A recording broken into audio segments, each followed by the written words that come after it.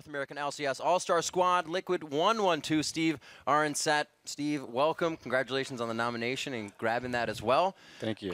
Gotta just say, how's it feel? It feels great. It's an honor. It's a pleasure. You know, to represent the North American scene internationally it's going to be a challenge, but I'm up for it, and I think we're going to do really well. Awesome. So we asked viewers at home, we asked you to tweet us your questions, and here's what you guys have to say or wanted to know from Liquid. Yeah, how will you play as a team? Will you default to the standard Crs/TSM style or adapt some of Dignitas's or CLG's play styles?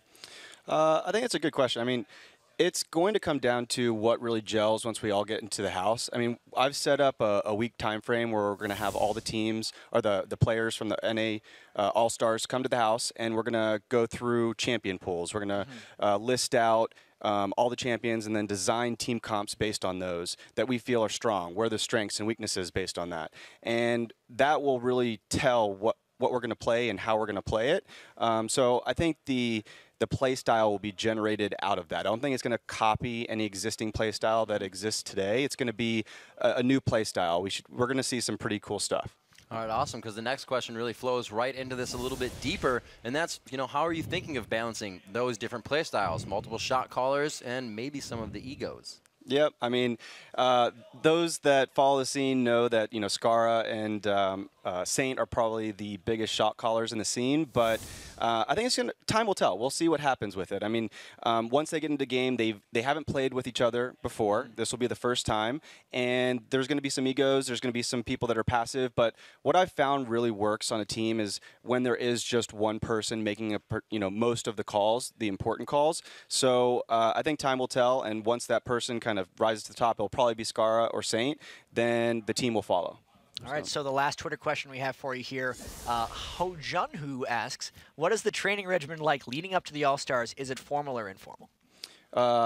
I'm going to follow the same logic that I use with the Crs team, and it's formal. So every day they're going to be waking up at a certain time. They'll be given a certain amount of time to eat, and then we'll go immediately into a workshop session. So that might be looking at the Summoner's Rift map, going over ward placements. It might be designing team comps and talking about strengths and weaknesses. It might be communication drills. And then after that workshop, then they'll go into scrims. After scrims, they'll be forced to go to the gym.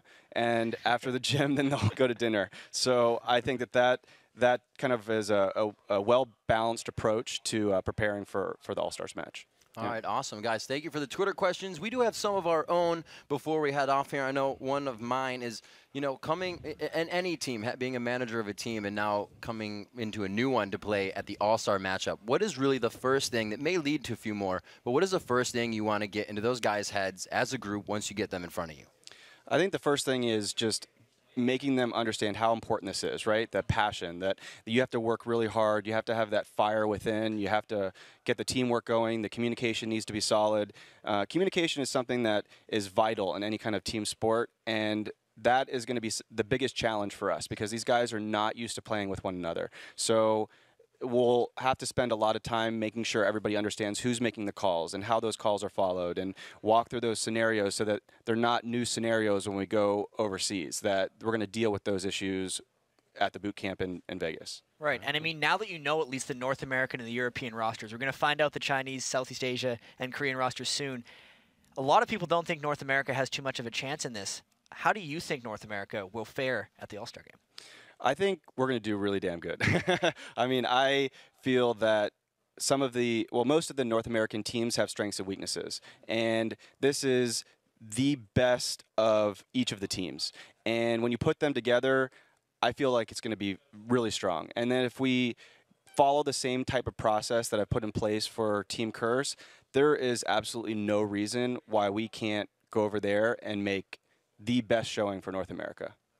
Awesome. Well, once again, congratulations on the nomination. And thank you. I know North America will be behind you and the boys as you make your way over to Shanghai, China in the All-Star matchup.